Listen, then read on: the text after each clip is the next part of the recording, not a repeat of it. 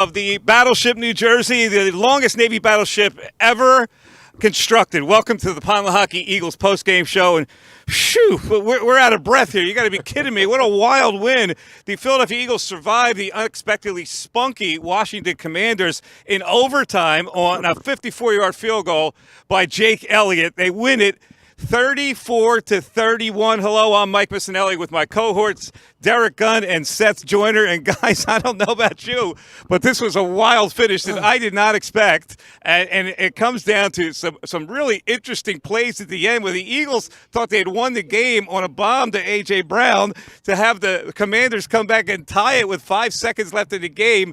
And they needed a couple big plays in overtime to win it. Process this for me. Well, as I was sitting there with you guys, they scored a touchdown with 1:43 left in the game, and I'm thinking, okay, great call at the line of scrimmage. But I'm thinking a second time, why would you score that touchdown with $1:43 left? They still have one timeout. You're giving them the ball back. Now, this isn't the most prolific offense in the NFL. I'm talking about Washington, but you didn't rattle this kid Sam Howell all day. He got into a rhythm. He got comfortable right from the start against this defense. And lo and behold, he walks the team right back down the field, ties the game up, and puts the Eagles in an unnecessary position where, fortunately, they win the game in overtime. Yeah, Seth, we're looking at the play, and, yeah, it's all well and good that he changed the play, called an audible there because he saw single coverage, and he hits it for a bomb. Now, the whole world thinks that's a great play. But again, what Derek just said, you allowed time to go off the clock. And I guess they figure our defense is good enough. That team is not going to get the ball down the field against us. But they did, surprisingly. Well, that's not really even a thought in the mind of Jalen Hurts. He's conditioned to look at what the defense is giving him and make the proper check. So he made the proper check, but he should have been having the conversation with Brian Johnson and Nick Sirianni in his head saying, okay, we want to run the ball twice here. Okay, we want to burn the clock, and we want to give Jake Elliott the opportunity to win this thing in regulation. To your point, to both of you guys' point, there's a great play, but in retrospect, you really don't believe that this offense has the fortitude or the star power to actually march the ball. What was it? 10 plays, 64 yards down the field. But they do it, and, I just don't know what to say about this game because, to be honest with you, they're 4-0. Yes, they are 4-0. But our job is to dissect this thing and tell you what happened and to, gosh,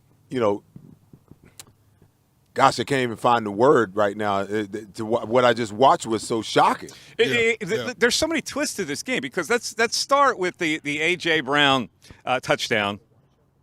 And he gets a unsportsmanlike conduct penalty after the touchdown, and that moves the kickoff forward, and to the point where the Commanders now get a decent return and decent field position to start that drive. Now, to their credit, they converted a 3rd and 2 early in the drive. They converted a 4th and 2, and they got the ball. They had a 3rd and 17 in there. So you got to give them credit for getting the ball down the field. But in overtime, the Eagles needed a couple of big plays as well. They needed a tush push, which was really a Zacchaeus carry of Jalen Hurts over the top. They needed a nice swing pass to DeAndre Swift on the outside. They got an intentional grounding they had to overcome. And finally, they get into enough position with a pass over the middle to get Elliott a decent shot at it. And 54 yards to Elliott has been money this year. Well, he hit a 61-yarder already this year, so 54 is a chip shot to him. But, go back to A.J. for just a moment, who had a phenomenal game today. You have to be smarter than that as a veteran to go in the end zone and then taunt a guy knowing you're going to get a 15-yard penalty. And lo and behold, you give Washington prime real estate, cut the field shorter, and they go down and make it a little bit more interesting than it should be. First of all, I didn't think Washington could score 31 points against this defense, even though the Eagles have a bunch of kids playing on the back end of that defense, and especially after Washington, the way they unraveled against Buffalo last week. And that's why we all picked them to win by double digits. Heck, the odds makers picked them to win by 9. Nobody thought they could score 31 points. Let's go back to Seth said he made the proper check. But the quarterback also has to figure out that I don't need that check. No. I don't need to make that kind of a play to leave that time on the clock because that play is going to go for a touchdown. So maybe the proper thing is, I see that, but still we're in good position here to win the game with a field goal. Yeah, but you got to take into consideration all the things that, A.J. Brown and Jalen Hurts has been through over the last couple of weeks and all the talk about, having to get the passing game on point, and he sees that he's got his best guy out there against a rookie, of course he's going to check to that, and I get your point. Yeah, he's got to be a lot more savvy about that. It's a learning situation for him because, to be quite honest with you, I mean, let's go back and somebody please tell me how many times have the Eagles found themselves in this situation. So everything in professional football is about experience. He will chalk this up as an experience and say to himself, hey, listen, I got him out there, and they're probably coming on a blitz, but maybe that's not the proper thing to do, over time. And then I said it earlier, but it's worth, restating it. Those conversations must go on in the headsets between the offensive coordinator and the quarterback and the head coach and the offensive coordinator to ensure that you get what you want in that situation rather than checking into a play that gives you the big play. And to be honest with you, I really don't mind the check in the big scheme of things. What really peeves me and what ticks me off is the 15-yard taunting penalty. Yes. Because that gave up, major field position. Under normal circumstances, Jake Elliott's going to kick that ball out of the end zone. They're going to start at the 25 instead of, the 40 to 41, okay? And then that's 15 yards more that they have to get. The clock runs out on them, and they still win it in regulation. So, I mean, there's a whole lot of moving parts that go with this. But the most egregious part of it, and we're going to talk about Jalen Hurts and him checking at the line and making, the right call, as a quarterback, it's the right call. But with A.J. Brown, him and that kid, Forbes Jr., was out there jawing at each other all day long. Yep. And he let his emotions get the best of him in a situation where, as a veteran, a seasoned veteran, you can't do that. It's a Mississippi State, Mississippi thing. Yeah, right? I will say this, though. They have not played a perfect game. They have not played a clean game yet this season, yet they're 4-0. Listen, 4-0. Football's not a perfect game. No. And most of the time, there's nothing clean about the game. It's a very imperfect game where everyone's talking about how do we get to a point where we play the perfect game. We haven't played to our standard. We haven't played to a level. That all sounds good. But understand, there are 53 guys on that other roster that get paid every week just right. like you do. Yeah. So perfection is something that you strive for, but it's something that you very rarely ever in the game of football ever accomplish. Who could have predicted the way Washington would have played in this game to give the Eagles a game? And we're talking about a team last week that got waxed. And the quarterback got hit, sacked 9 times, got hit 15 times. He got intercepted. He was all over the place. All of a sudden, he plays a disciplined game here. But what were the Commanders doing defensively to the Eagles that got them off to such a slow start? Well, basically, the defensive front, you have 4 former first-round draft picks on that defensive front. And we talked about this on the pregame show, how this Washington front gives this Eagles offensive line more problems than anybody else. And I was talking to Seth about this. I love the way Washington's D tackles pinch the gaps. They don't leave many open gaps, which don't leave a lot of lanes for this Eagles running game to really get going. And it helped alter that Eagle game offensively somewhat. Washington doesn't have to blitz a lot because of those guys they have up front. That's one of the best trench warfares I think we're going to see all season. When it comes to analyzing any defensive front that can stand up to this Eagles offensive line, that's one of the few that can. Listen, there's no doubt about it. And, going into this game, I remember asking Bill in the pregame the question about, what would the game plan be moving forward today? Okay, so they ran 48 times in week 2. They ran 40 times last week. Do you realize in the first half they ran the ball 9 times for 27 yards, 3 yards per carry? They got away from what they did best because they saw a window to perfect the passing game in today's game instead of doing what got them where they got to, okay?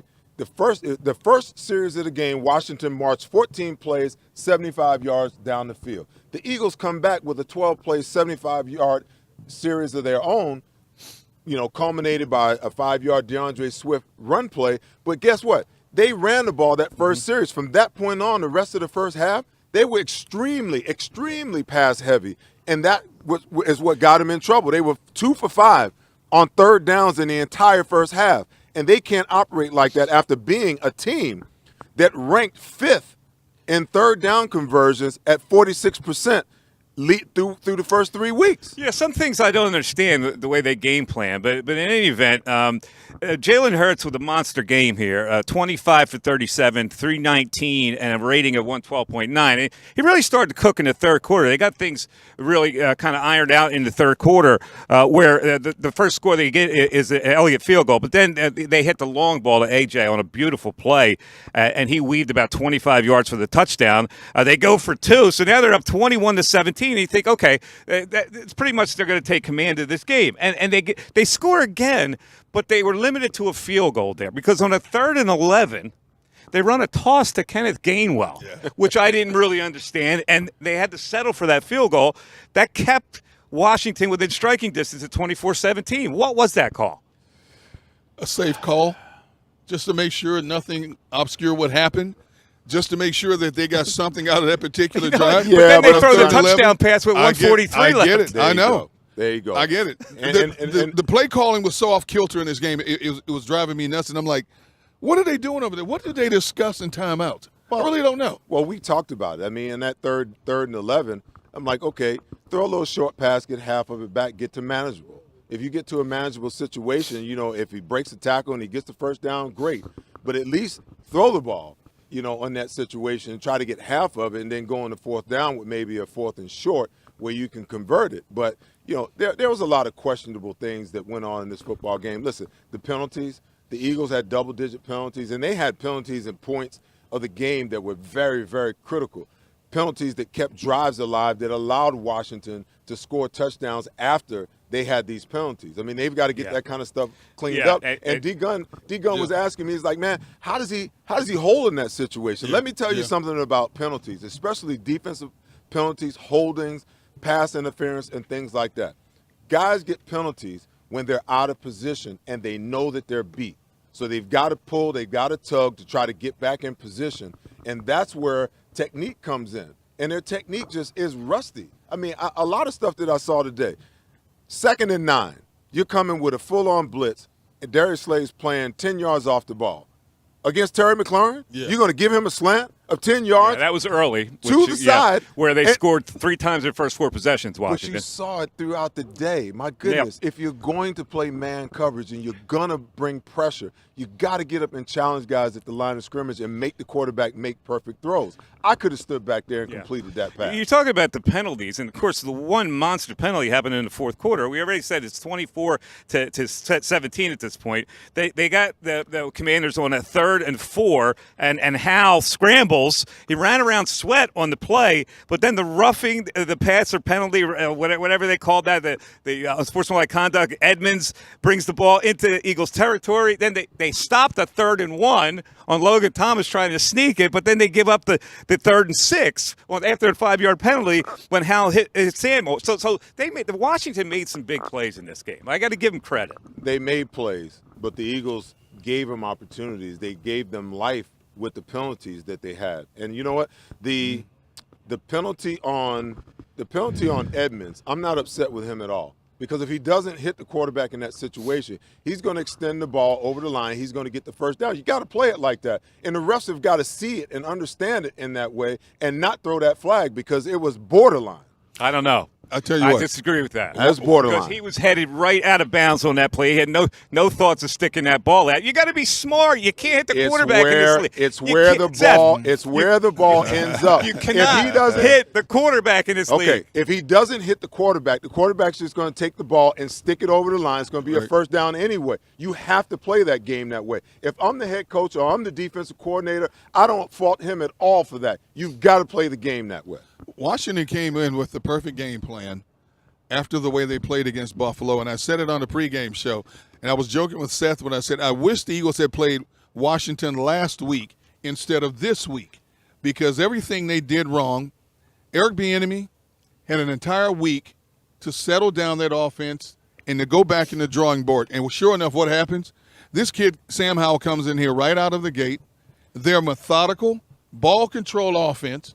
Keep your team in the offense. I didn't think that kid with that offense could walk down the field as many 14 plays, 75 yards, 708. 7 plays, 75 yards, 321. 11 plays, 65 yards, 427. And then their first drive of the 4th quarter, 11 plays, 75, 614. That ties it up at 24 all. Eric Bieniemy had the perfect game plan. He just didn't have enough to finish it. All right. We're right here in the Battleship, New Jersey, and we have our sunglasses on because it's really sunny out here. We're not trying to be cool. And then, I'm trying to be cool. This, by the way, is the most decorated battleship in our nation's history with 19 battle stars. USS New Jersey was built right here at the Philadelphia Navy Yard and launched on December 7th, 1942, where they didn't have an IT department, I'm guessing. So if the battleship is looking to hire right now in the IT and engineering, manufacturing, or technology fields, you got to contact Gary Kane and his team at Kane Partner Staffing Solution, and here's how you can connect.